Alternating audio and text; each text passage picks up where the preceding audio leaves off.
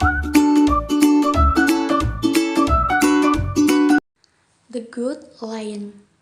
Once upon a time, there was a lion that lived in Africa with all the other lions. The other lions were all bad lions, and every day they ate zebras and wildebeest and every kind of antelope. Sometimes the bad lions ate people too. They ate Swahilis, Ambalas, and Wanderers, and they especially liked to eat Hindu traders. All Hindu traders are very fat and delicious to a lion. But this lion that we love, because he was so good, had wings on his back.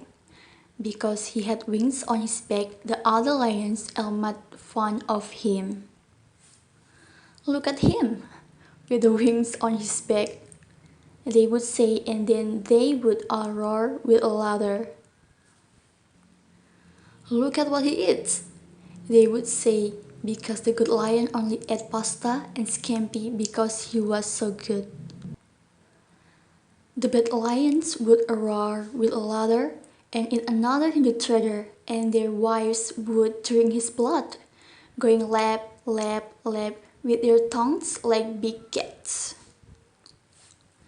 They only stopped to growl with laughter or to roar with laughter at the good lion and to snarl at his wings. They were very bad and wicked lions indeed. But the good lion would sit and fold his wings back and ask politely if he might have a Negroni or an Americano, and he always drank that instead of the blood of the Hindu traders.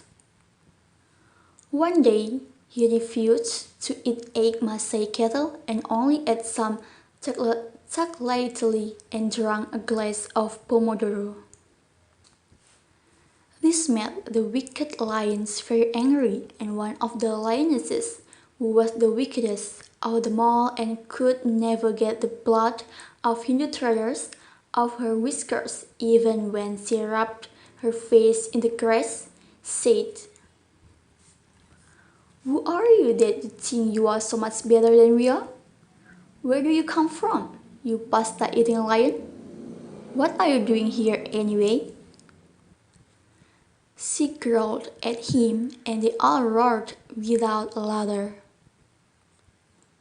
My father lives in a city where he stands under the clock tower and looks down on 1,000 pigeons, all of whom are his subjects. When they fly, they make a noise like a rushing river.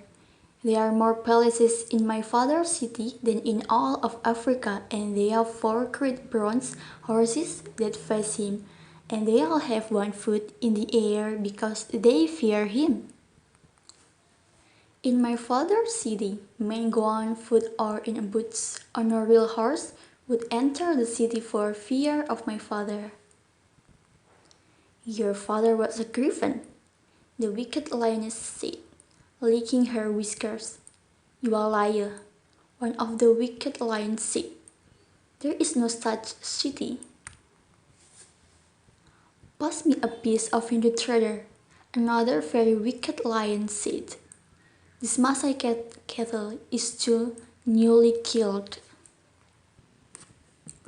You are a worthless liar and the son of a griffin, the wickedest of all the lionesses said. And now I think I shall kill you and eat you, wings and all. This frightened the good lion very much because he could see her yellow eyes and her tail going up and down and the blood caked on her whiskers, and he smelled her breath, which was very bad because she never brushed her teeth ever. Also, she had old pieces of Hindu trader under her claws. Don't kill me, the good lion said. My father is a noble lion and always has been respected, and everything is true as I said. Just then the wicked lioness sprang at him.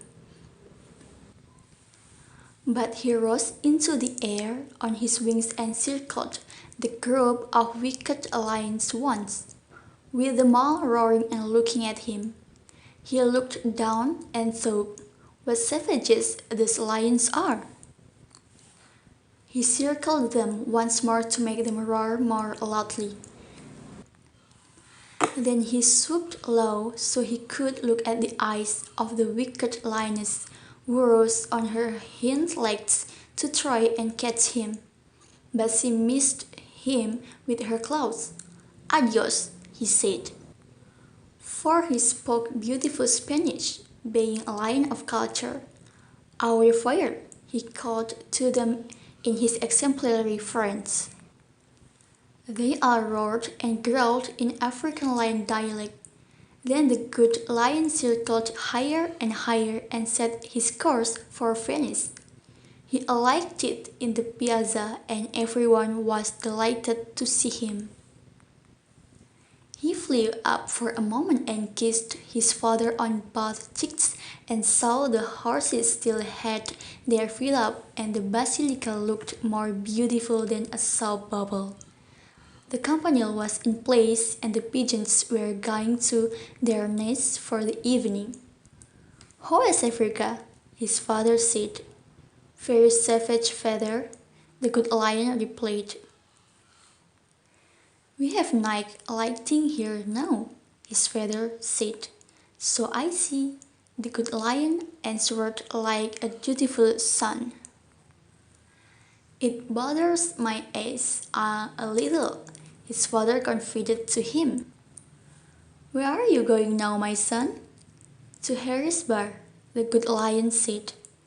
"Remember me too, Cipriani, and tell him I will be in some day soon to see about my bill," said his father. "Yes, father," said the good lion, and he flew down lightly and walked to Harrisburg on his own four paws. In Cipriani's nothing was changed. All of his friends were there, but he was a little changed himself from being in Africa. "A Negroni, Signor Baron?" asked Mr. Cipriani. But the good lion had flown away from Africa, and Africa had changed him. "Do you have any Hindu treasure sandwiches?" he asked Cipriani. "No, but I can get some." "While you are sending for them, make me a very dry martini," he added, "with garden gin." "Very good," said Cipriani. "Very good indeed." Now the lion looked about him and the faces of all the nice people, and he knew that he was at home, but that he had also traveled. He was very happy.